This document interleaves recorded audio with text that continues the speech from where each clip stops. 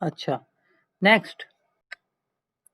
तो नेक्स्ट देखिए E2। E2 में मैंने क्या कहा था, सिंगल स्टेप में सब कुछ हो जाएगा, एक ही स्टेप में।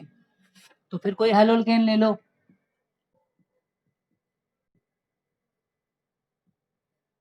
ये बेस प्रोटॉन लेगा, प्रोटॉन अपना इलेक्ट्रॉन देगा, ये बाहर जाएगा। सीधी सी बात है, ट्रांजिशन स्टेट बनेगी। पहले बेस प्रोटॉन को पकड़ेगा, ठीक है, और Br अपना निकलना शुरू हो जाएगा। बस ट्रांजिशन स्टेट बन गई, ट्रांजिशन स्टेट। और फाइनली प्रोडक्ट बन जाएगा यही वाला। बस फाइनली Br निकल जाएगा, ये प्रोटॉन ले जाएगा, डबल बॉन्ड आ जाएगा। ठीक है ना? हाँ बोलो।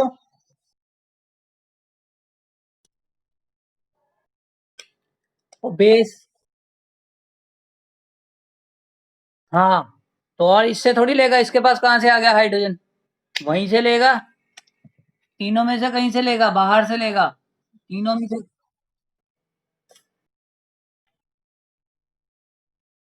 हाँ तो बना तो दिया, प्लस जो भी वाटर निकल गया ना। तो E1 में क्या होता है, कार्बोकटाइन फॉर्मेशन। E2 में क्या होता है, ट्रांजिशन स्टेट। लेकिन आपको एक थोड़ी सी चीज,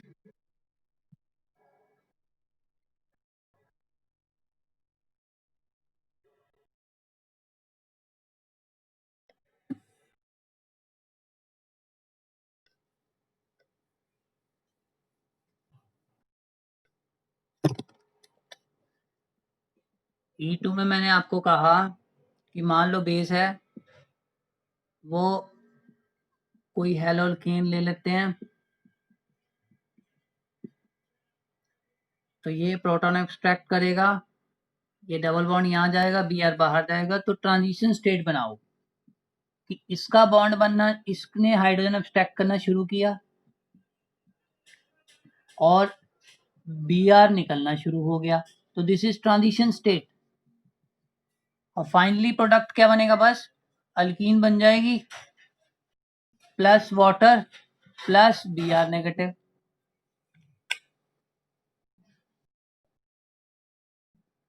तो दिस इज E2।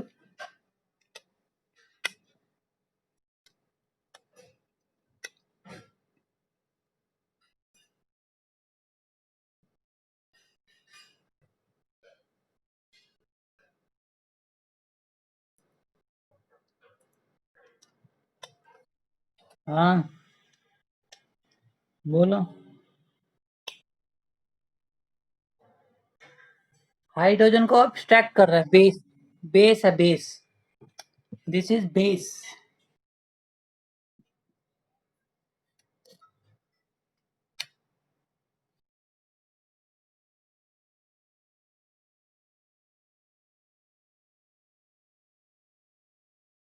ठीक है,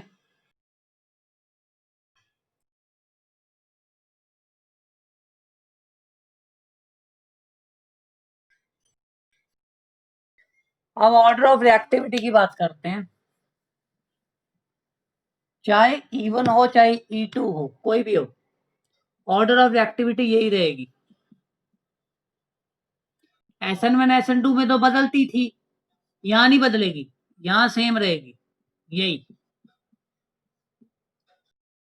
सेम रहेगी।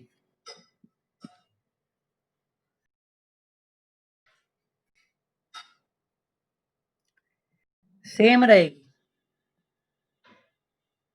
क्योंकि ऑर्डर ऑफ रिएक्टिविटी डिपेंड करती है दो फैक्टर पे। एक तो स्टेबिलिटी ऑफ अल्कीन, जो अल्कीन बनने जा रही है उस पर डिपेंड करेगी। जितनी अल्कीन सब्स्टिट्यूटेड होगी उतनी जल्दी बनेगी।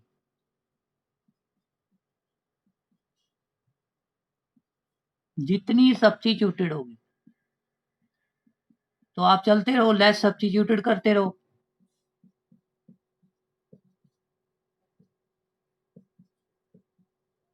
ठीक है ना? तो जितनी सब्स्टिट्यूटेड होगी उतनी जल्दी बनेगी, रिएक्शन उतना फास्ट होगा।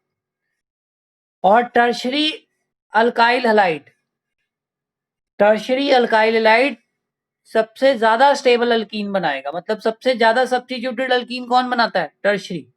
तो that's why this is the order of reactivity.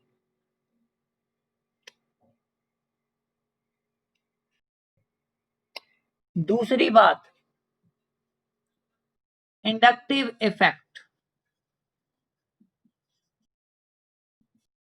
Plus I of R group,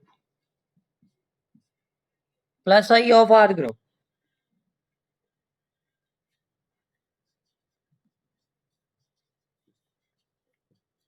जितना ज्यादा पोलर करेगा बॉन्ड को, ऑब्वियस है उतना रिएक्टिव होगा। और टर्शरी में पोलैरिटी ज्यादा बढ़ रही है प्लस आई से देन सेकेंडरी।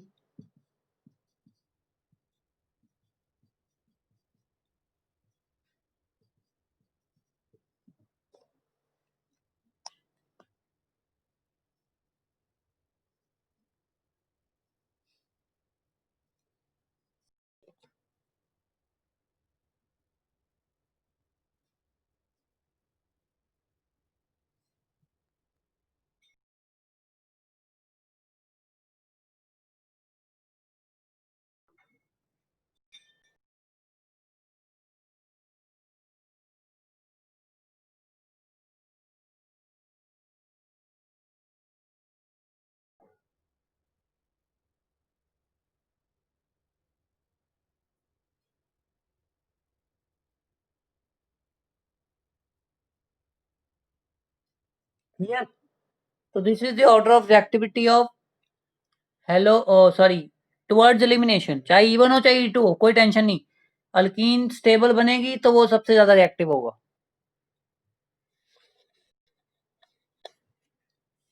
चलो आगे। हेलो,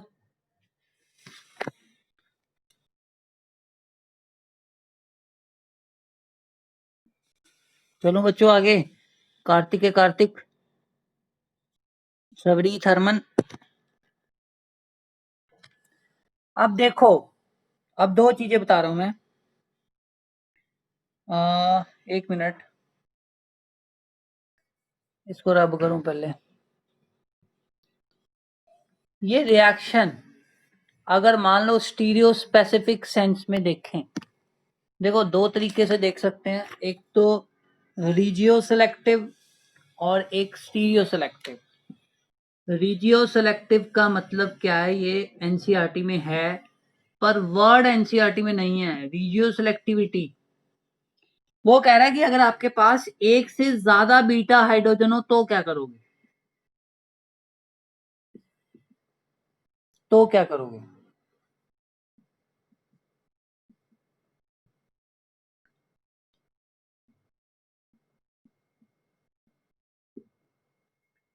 एक से ज्यादा बीटा हाइड्रोजन हो तो क्या करेंगे? तो फिर एक रूल लगाना है आपने, that is called Saytzeff rule. सेडजेफ rule, सेडजेफ rule कहता है मोर substituted alkyne will be more stable, more substituted alkene will be formed as major product.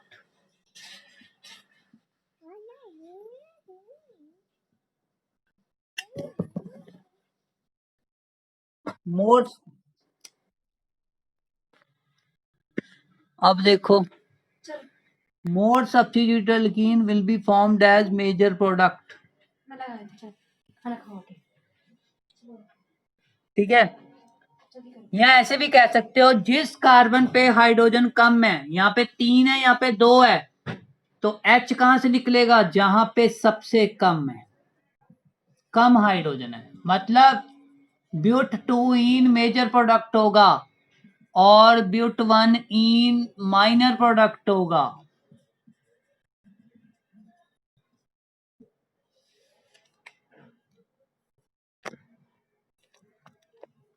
Clear? more substituted alkene will be formed as major product according to Sedgwick rule. This is regioselectivity. कि भाई double bond कहाँ आना है, substitution यहीं पे आएगा, यहाँ नहीं आएगा. मोर सेलेक्टिवली यहाँ क्यों आ रहा है, रीजन सेलेक्टिव है, 2 इन बन रहा 1 इन नहीं बन रहा. Why this is major. तो this is according to Saytzeff rule कि जितनी ज्यादा अल्कीन सब्स्टिट्यूटेड होती है, देखो यहाँ पे सब्स्टिट्यूशन देखो 1 और 2, यहाँ पर सिर्फ 1, एक ही सब्स्टिट्यूशन है, वहां पे देखो 1 और 2. तो this is major, this is minor. This is called Saytzeff rule. अब बात करते हैं स्टीरियो सेलेक्ट स्पेसिफिसिटी की. स्टीरियो स्पेसिफिसिटी क्या कहती है?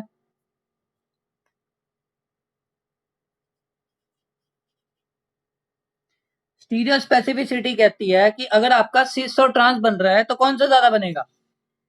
If there is possibility of stereo isomer then which will be the major, cis और ट्रांस. सेम कर रहा हूं, देखो एलिमिनेशन ही कर रहा हूं. तो answer is trans will be formed as major product. Why? Because less steric hindrance. Trans stable होता है ज्यादा, सिस में रिपल्शन होती है सेम साइड पे, तो कम बनेगा. Trans will be formed as major product. तो स्टीरियो स्पेसिफिक रिएक्शन भी है ये और रीजियो सेलेक्टिव भी है. रीजियो सेलेक्टिव मतलब more substituted will be found major product. Stereo specific मतलब कि अगर there is possibility of 2 isomer cis और trans then it will be the major. And this is specifically form a one isomer over other. एक को ज्यादा बना रहा है, एक को कम, ट्रांस को ज्यादा बना रहा है, तो दैट इज स्टीरियो स्पेसिफिसिटी. तो याद रखिएगा, trans being more stable formed as major product.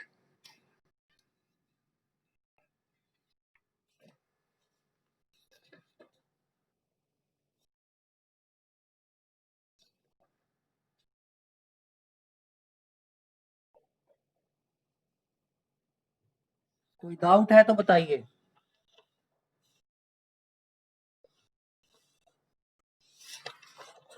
Hello, पक्का?